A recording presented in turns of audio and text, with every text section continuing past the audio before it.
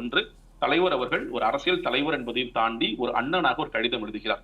அந்த கடிதத்தை இன்னைக்கு நம்மளுடைய பொதுமக்களை சந்திச்சு அந்த வேலைகளை அவங்க செஞ்சுட்டு இருக்காங்க. இப்ப நம்ம பேசிட்டு இருக்க இந்த சமயம் வெள்ளிவாக்கத்துல இந்த மாதிரி துண்டு பிரசுரங்களை எடுத்துக்கொண்டு போன எங்களுடைய நிர்வாகிகளை கைது செய்யப்பட்டிருக்காங்க அப்படிங்கிற ஒரு செய்தியும் எங்களுக்கு வந்திருக்கு. சரி. இதுவும் நடந்துகிட்டு இருக்கு. அப்போ எல்லா இடங்களும் இது ஒண்ணு பண்றோம்.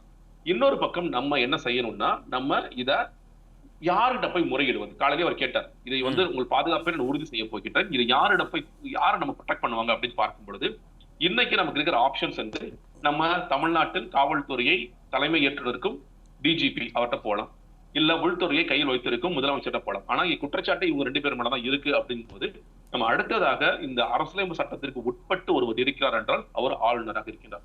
அந்த ஆளுநரிடம் போய் நம்ம அதை கொடுக்கலாம் அப்படிங்கிற காரணத்திற்காக இந்த ஆளுநர் அவரிடம் இந்த அறிக்கையை போய் நம்ம சமர்ப்பிக்கிறோம். இந்த மனுவை நம்ம கொடுக்கிறோம்.